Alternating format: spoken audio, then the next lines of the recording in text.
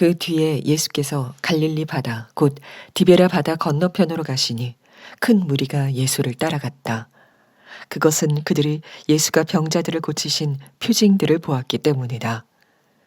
예수께서 산에 올라가서 제자들과 함께 앉으셨다. 마침 유대 사람의 명절인 유월절이 가까운 때였다. 예수께서 눈을 들어서 큰 무리가 자기에게로 모여드는 것을 보시고 빌립에게 말씀하셨다. 우리가 어디에서 빵을 사다가 이 사람들을 먹이겠느냐? 예수께서는 빌립을 시험해 보시고자 이렇게 말씀하신 것이었다. 예수께서는 자기가 하실 일을 잘 알고 계셨던 것이다. 빌립이 예수께 이렇게 대답하였다. 이 사람들에게 모두 조금씩이라도 먹게 하려면 빵 200데나리오너치를 가지고서도 충분하지 못합니다. 제자 가운데 하나이며 시몬 베드로와 형제간인 안드레가 예수께 말하였다. 여기에 보리빵 5개와 물고기 2마리를 가지고 있는 한 아이가 있습니다. 그러나 이렇게 많은 사람에게 그것이 무슨 소용이 있겠습니까? 예수께서는 사람들을 앉게 하여라 하고 말씀하셨다. 그곳에는 풀이 많았다. 그래서 그들이 앉았는데 남자의 수가 5,000명쯤 되었다. 예수께서 빵을 들어서 감사를 드리신 다음에 앉은 사람들에게 나누어 주시고 물고기도 그와 같이 해서 그들이 원하는 대로 주셨다. 그들이 배불리 먹은 뒤에 예수께서 제자들에게 이렇게 말씀하셨다. 남은 부스러기를 다 모으고 조금도 버리지 말아라. 그래서 보리빵 5덩이에서 먹고 남은 부스러기를 모으니 12광주리에 가득 찼다.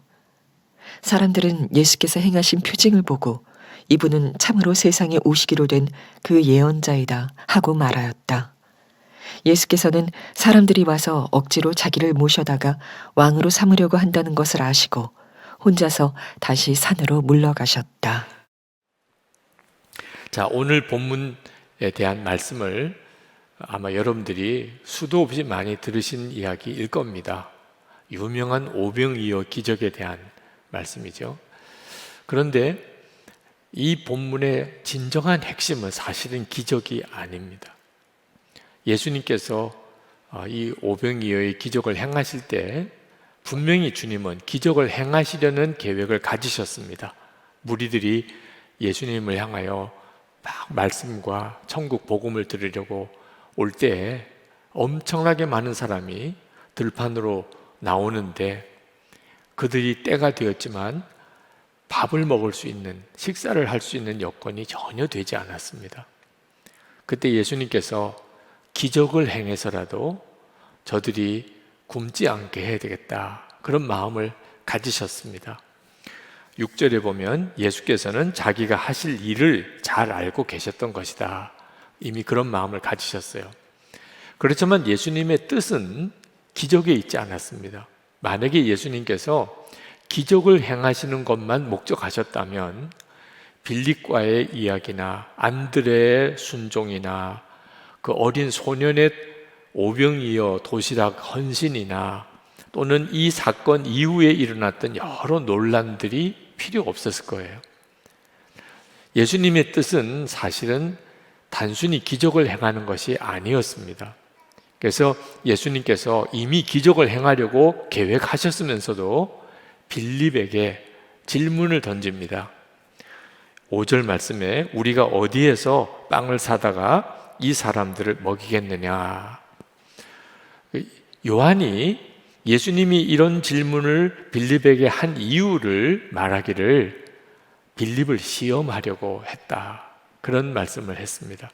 그 말은 예수님께서 빌립에 대해서 걱정을 하고 계셨다는 거예요.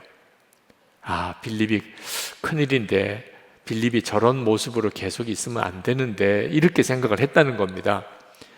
아니나 다를까 빌립이 예수님께서 어디서 빵을 사다가 이 사람을 먹이겠느냐, 그러니까 금방 계산을 합니다. 남자들만 5,000명이 넘는 이 엄청난 무리를 어떻게 빵을 사다가 줄까? 계산이 탁 나와서 200데나리온 있어야 됩니다. 대단한 능력이죠. 여러분 한 50명, 100명만 넘어가도 그 사람 어떻게 해서 식비를 어느 정도 해야 이 사람 먹이나 계산이 어려우실 거예요.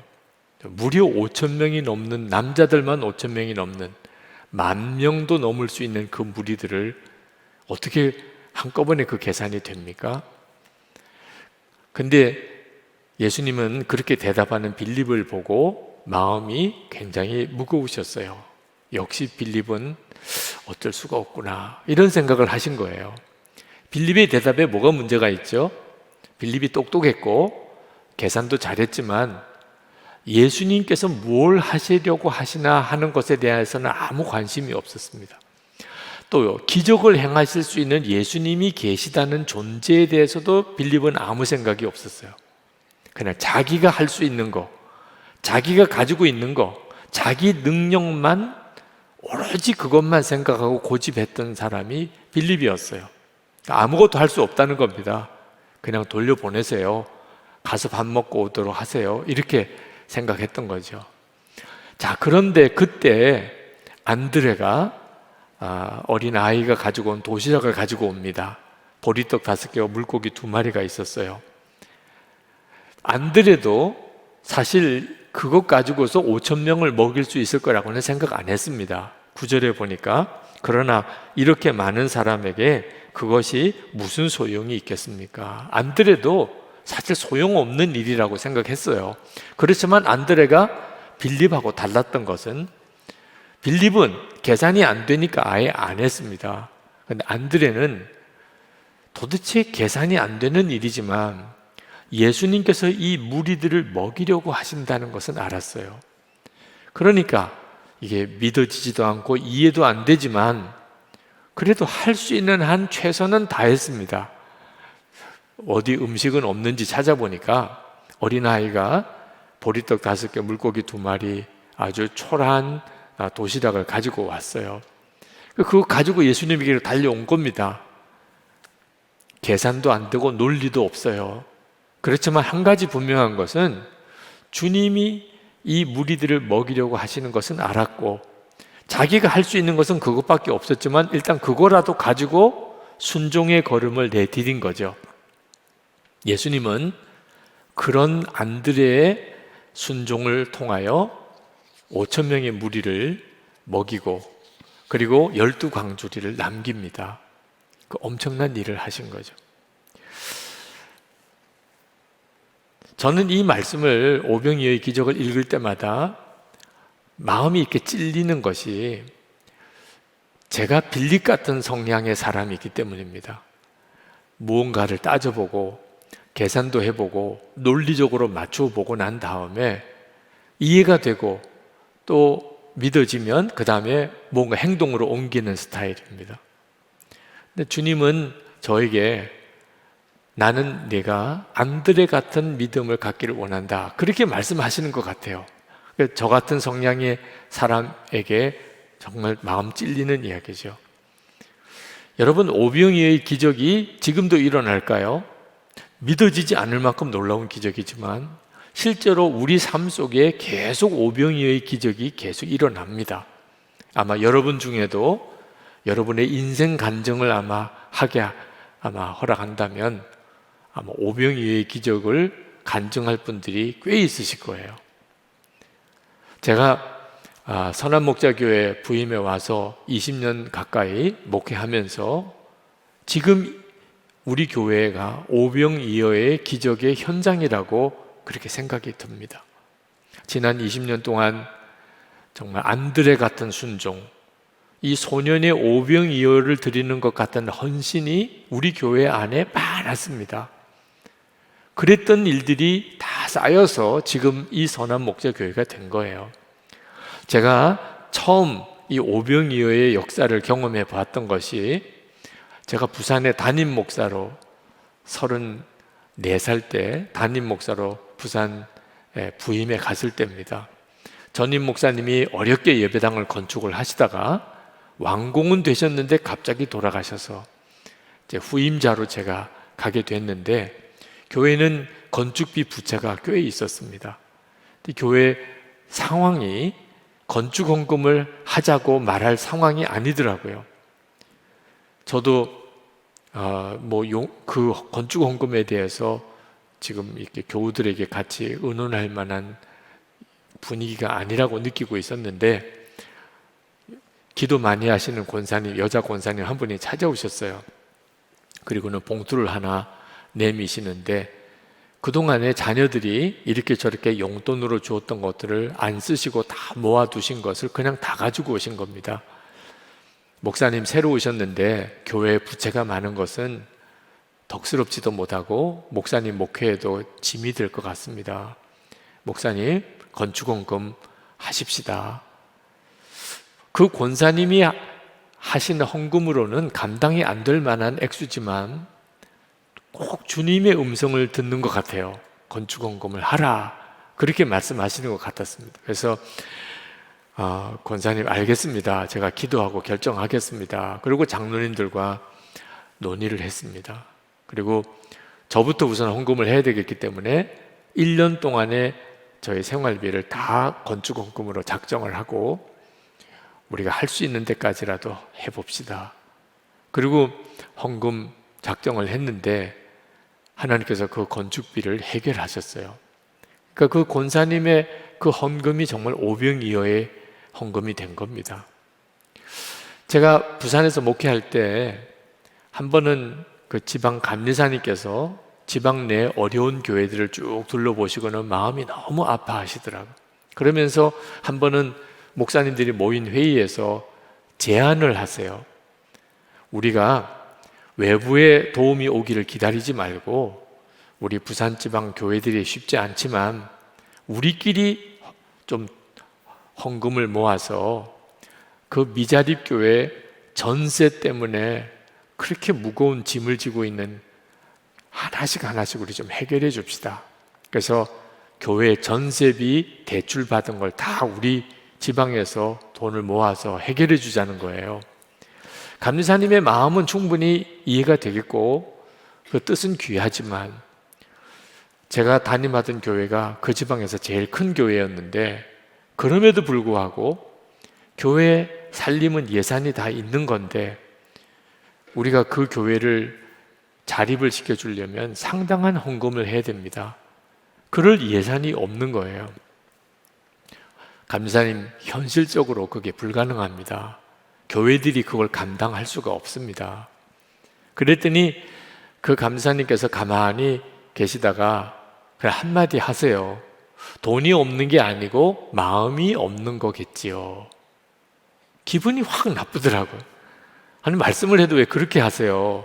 저는 감리사님의 뜻은 귀하지만 실제로 그것을 위해서 교회들이 헌금을 모으려면 현실적으로 가능해야 되지 않겠느냐, 그런 말씀을 드린 건데, 계산도 해보고 따질 건 따져도 보아야지 무조건 좋은 뜻이라고만 밀어붙이면 안 되잖아요. 이렇게 말씀을 드린 건데, 그렇게 말씀하시니까 좀 섭섭하기도 하고 또 너무 계산이 없으신 분 같은 느낌도 들었어요. 근데 참 이상하게도 돈이 없는 게 아니고 마음이 없는 거겠지요 라는 말이 계속 머릿속에 맴도는 거예요. 그래서 교회 장로님들하고 그 이야기를 했습니다. 감리사님이 그렇게 말씀하시는데 우리 교회가 지방에서 제일 큰 교회인데 우리 교회가 뭔가 결단을 내려야 될 상황입니다. 근데 교회 예산이 없다는 거예요. 그러면 우리 주일에 교인들이 한번 자유롭게 헌금이라도 한번 할 수 있게 합시다. 그랬더니 장로님께서 그럼 예산은 없는 거지만 그건 할 수 있지 않겠느냐, 그래서 동의가 되셨어요. 그래서 주일에 교우들에게 광고를 하고 그리고 헌금을 자유롭게 하셨습니다. 그런데 몇몇 교우들이 마음에 크게 감동을 받고 꽤 큰 액수의 헌금을 이렇게 해주셔서 1,000만 원이 넘게 헌금이 된 겁니다. 그래서 감리사님께 그 말씀을 드렸더니 감리사님이 정말 기뻐하면서 다른 교회 가서 다 말씀을 하신 거예요. 그 교회가 이렇게 했다더라. 다른 교회도 자극을 받으시고 다른 교회도 다 이렇게 십시일반 모아져서 진짜 한 교회에 전세 대출이 다 해결이 됐어요. 제가 그때 주님의 마음을 품고 한 걸음씩만 순종해 가면 진짜 오병이어의 기적이 실제로 우리의 삶 속에 그대로 이루어지는구나 하는 것을 깨달았어요. 제가 선한목적교회에 와서 도무지 감당이 안 되는 교회 상황에서 그래도 한 걸음씩 나아갈 수 있었던 이유는 오병이어의 역사가 지금도 일어나는 것을 실제로 경험을 했기 때문입니다. 여러분, 우리가 예수님을 진짜 믿는다면 주님께서 하시려고 하는 것이 무엇인지를 확인해 보기도 전에 우리 계산과 생각으로 안 된다, 못한다 하는 말을 섣불리 하는 것. 여러분, 예수 믿는 우리가 하는 말은 예수님의 권위와도 연결되어 있어요. 우리가 안 된다, 못한다 하는 말은 예수님도 못하신다는 뜻이 됩니다. 그러니까 이건 얼마나 참 심각한 일이에요. 그러니 우리가 하나님 앞에 말 한마디라도 주님을 바라보고 주님의 뜻이 무엇인지 묻고 주님도 못하실까? 그 점에 대해서 확인한 다음에 말도 해야 하는 겁니다. 주님의 생각은 우리와 너무너무 다르시더라고요. 매번 어떤 상황이든 처음에 떠오르는 내 생각과 판단이 있습니다. 그런데 주님의 뜻이 무엇인지 묻고 또 물으면 주님의 생각은 제 생각과 다를 때가 너무너무 많습니다. 이번 이 오병이의 기적에도 그 보리떡 5개 물고기 2마리로 5,000명이 넘는 무리들을 다 먹인 엄청난 기적이 일어났는데 그 떡 부스러기를 버리지 말고 다 모으라는 거예요. 그 모아봤더니 12광주리가 되더라는 겁니다. 그 엄청난 기적을 행하신 분으로서는 잘 이해가 안 되는 말씀을 하신 거예요. 만약에 떡이 더 필요하면 기적을 더 행하시면 되잖아요. 굳이 먹고 남은 부스러기를 모아가지고 12광주리나 만들 이유가 있겠어요? 절약을 하라는 건가? 낭비하지 말라는 뜻인가? 그렇지가 않습니다. 이제 다음번 요한복음 6장 하반절까지 읽어보시면 알지만 예수님께서 지금 이 떡을 그 무리들에게 먹이신 것은 단순히 배고픔을 해결하려고 하심이 아니었어요.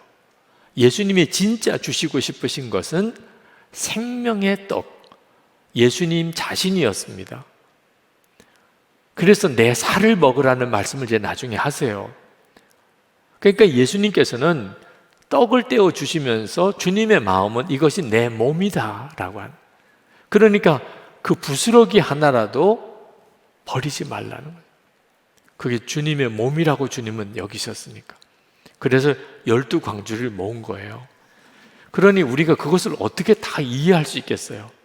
우리가 항상 주님께 집중하고 주님께 관심을 기울이고 살아야 비로소 주님이 무엇을 원하시는지를 우리가 알게 됩니다. 오병이의 기적이 일어나고 사실은 예수님에게는 굉장한 어려운 일이 생깁니다. 그 엄청나고 좋은 일을 하셨는데도. 왜냐하면 사람들이 예수님을 왕으로 모시고 계속 그 예수님으로부터 빵을 먹겠다고 예수님을 쫓아다녔기 때문이에요. 예수님께서 그들을 피해서 일단 산으로 가십니다. 혼자서. 나중에는 이제 예수님을 결국 찾아내고 이제 또 난리가 벌어집니다. 그 말씀은 다음 주일에 드리겠어요. 사람들이 예수님을 왕으로 모시고 옹립하려고 하는 일이 좋은 일 같이 보이지만 예수님은 아셨어요. 그들이 육신의 양식인 빵만 원한다는 걸. 예수님은 영생을 주시고 싶으신 거거든요. 그러니까 우리 생각과 예수님의 생각이 언제나 이렇게 잘 안 맞습니다. 그러므로 우리가 예수님을 믿는다면 개인 일이든 가정 일이든 교회 일이든 여러분의 일터에서의 일이든 항상 예수님의 뜻이 무엇인지를 바라보는 자세가 있어야 됩니다. 여러분이 100% 옳다고 생각하는 일조차도 주님의 뜻은 무엇입니까? 주님은 뭘 원하십니까? 물어야 돼요. 우리가 주님을 정말 믿고 바라보게 되면 우리 자신이 부족하고 연약한 것은 문제가 안 된다는 걸 알게 됩니다. 빌립은 자기가 가진 것이 없으니까 이 5천 명의 무리를 먹일 길이 없다, 이렇게 그냥 결론 내려버렸어요. 그런데 우리가 진짜 예수님을 믿게 되면 내가 부족하고 내가 가진 거 없고 내가 모자라고 문제가 되지 않아요. 오히려 그게 더 우리에게 유익해요. 예수님을 더 의지할 수 있게 되니까 그게 더 유익하다고. 사도 바울이 그 사실을 깨닫고 자기의 약함을 인하여 오히려 기뻐하고 자랑한다고 했어요. 고린도후서 12장 10절입니다.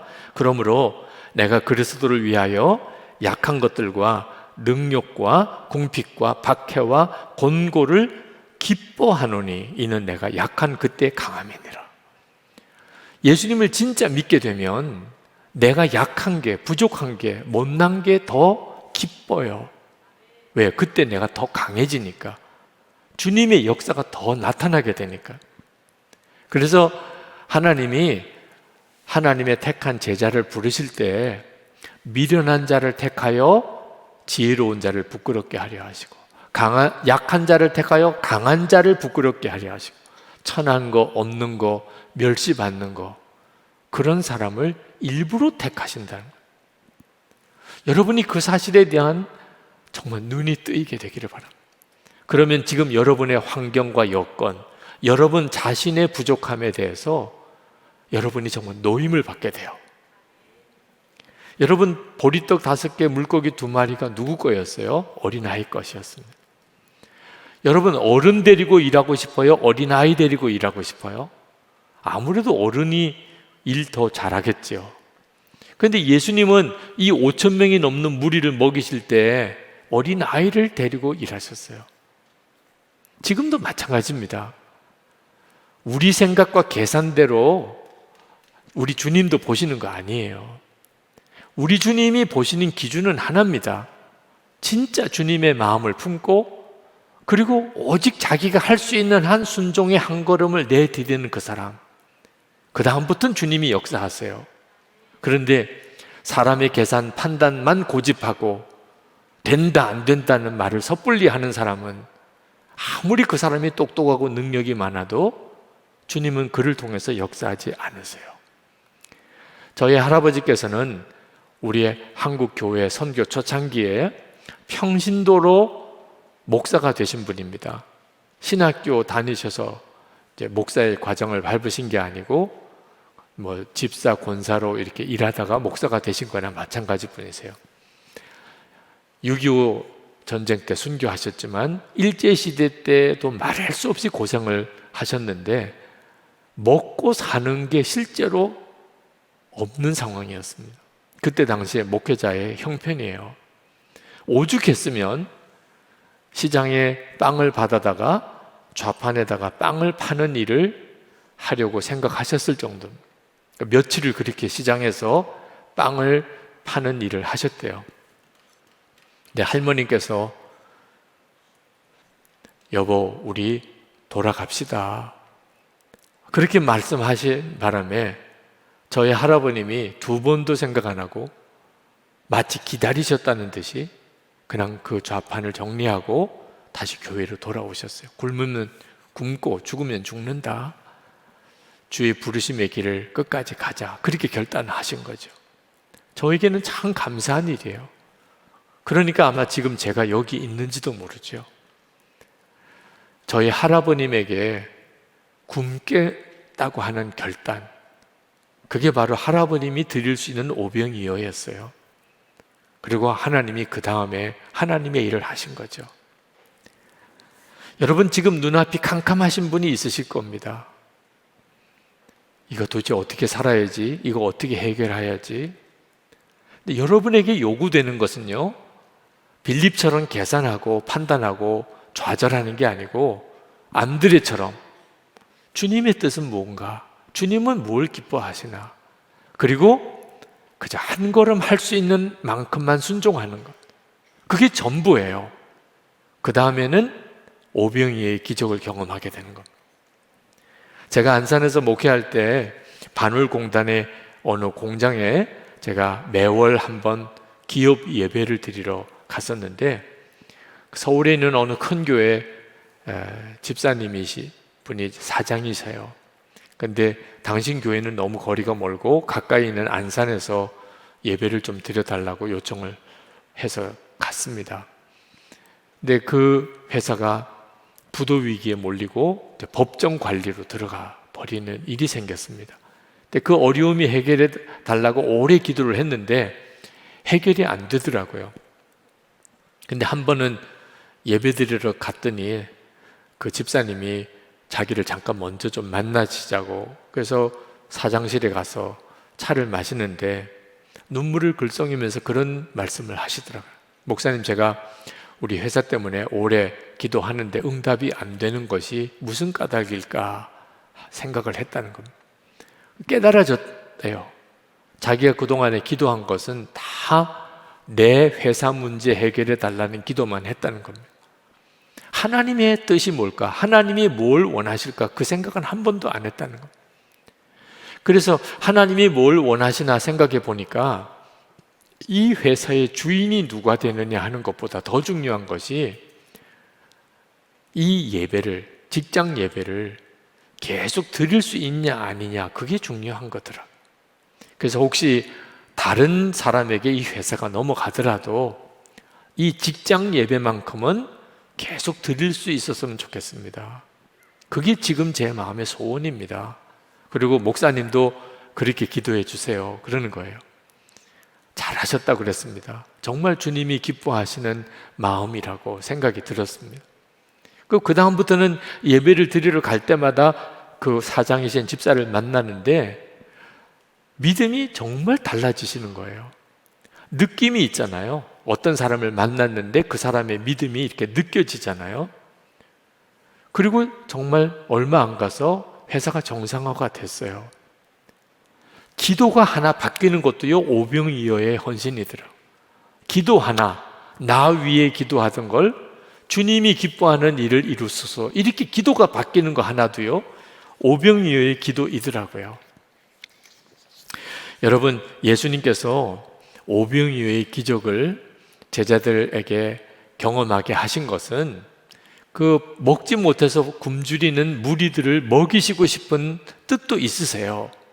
주님은 그런 분이십니다. 그렇지만 주님의 진짜 목적은 제자들이 이제부터 사도가 되어서 제 교회를 치리하고 복음을 땅끝까지 전할 때 이런 오병이어의 기적이 일어나야 될 형편의 일들이 계속 일어날 것이기 때문입니다.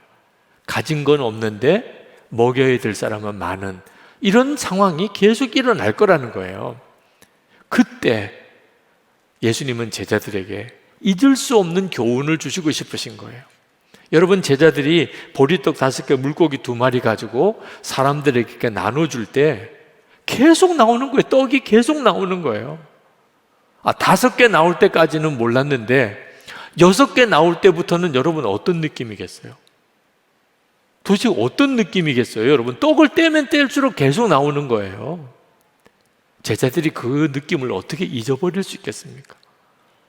그들이 나중에 이제 예수님 부활 승천하시고 난 다음에 교회의 사도가 되어서 교회를 치리할 때 정말 난감한 상황이 딱 부딪혀 왔을 때, 그때 이 오병이어의 기적이 일어날 때 그때 일을 기억하면 주님 기뻐하는 길로 가자. 주님 원하시는 길로 지금 할 수 있는 것은 그저 한 걸음 순종밖에 안 되지만 해보자. 그렇게 할 수 있었던 믿음이 이때 생긴 거죠. 여러분들도 주님을 바라보고 한 걸음 순종의 걸음을 나가는 이 경험이 여러분에게 너무너무 중요해요. 여러분, 출애굽한 이스라엘 백성이 가나안 땅에 들어갈 때 가나안 백성들이요 훨씬 강했습니다. 성도 있고 무기도 있고 군사도 훈련되고, 이스라엘 백성들은 오합지졸인 거나 마찬가지고 사실 난민이죠. 난민. 40년 동안이나 광야에서 뒹굴었던 거의 정말 거린과도 같은 그런 행색이었을 거예요. 그런데 가나안 거민들이 무서웠다는 거예요. 이 이스라엘 백성들이. 도대체 뭐가 무서웠을까요? 이스라엘 백성들이 가나안 땅, 광야에서 아침에 만나가 내리는 걸 먹고 구름 기둥, 불 기둥으로 하나님의 인도를 받으며 하루 종일 하나님을 바라보며 40년을 살았어요. 40년 동안 매일 하나님을 바라보며 살았던 300만 그 이스라엘 사람, 그 영적인 카리스마가 대단했던 거죠. 그게 가나안 백성들을 그냥 오그라들게 만든 거예요. 제가 목회하면서 보니까 실제로 하나님만 진짜 바라보고 사는 사람에게는 영적인 카리스마가 있어요. 다른 사람이 뭔가 범접하기 힘든 기도의 힘이 있어요. 신앙의 힘은요, 돈의 힘하고 비교가 안 돼요. 웨슬리 목사님께서 죄 외에는 두려워하지 않고 오직 하나님만 갈망하는 100명의 설교자를 주십시오. 그러면 제가 지옥의 문을 뒤흔들어 놓겠습니다. 그게 무슨 말인지를 실제로 목회해 보니까 알겠더라고요. 하나님만 바라보시는 분, 이분들이 가지는 영적인 힘이 성도의 능력이에요. 여러분, 주님 바라보고 사는 거 절대로 작게 생각하면 안 됩니다. 항상 주님을 주목하고 주님의 뜻을 구하고 주님이 원하시는 대로 내가 할 수 있는 한 걸음 순종한다. 여러분이 그렇게 계속 살아보세요. 여러분의 삶 속에 오병이어의 간증이 계속 일어납니다. 이 사람이 지금 우리에게 필요해요. 그리고 여러분이 그렇게 되기를 원합니다. 여러분 환경이 어렵다는 거, 여러분 자신이 부족하다는 거 여기에 매이지 말고 저는 오직 주님만 바라보고 그렇게 살아보겠습니다.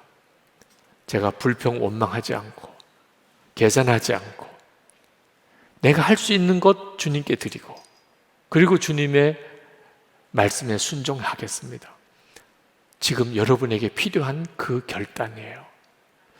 여러분 중에 이제 기도할 때 하나님, 제가 정말 그렇게 살아보겠습니다. 주님만 주목하고 주님의 뜻이라면 제가 무조건 순종의 걸음을 안드레처럼 제가 한번 해보겠습니다. 이 소년처럼 주님께 내 가진 것 전부 주님께 드리고 주의 뜻을 위하여 쓰임 받고 싶습니다. 그렇게 정말 결단하시는 분은 오늘도 한번 일어나서 기도해 보십시다. 하나님께서 여러분의 그 결단을 귀하게 받으실 줄 믿고 제가 축복하고 싶습니다. 영상으로 예배 드리시는 분들도 여러분이 그런 마음이 있으신 분들은 자리에서 일어나서 기도해 보시기 바랍니다. 우리 다 같이 기도하겠습니다.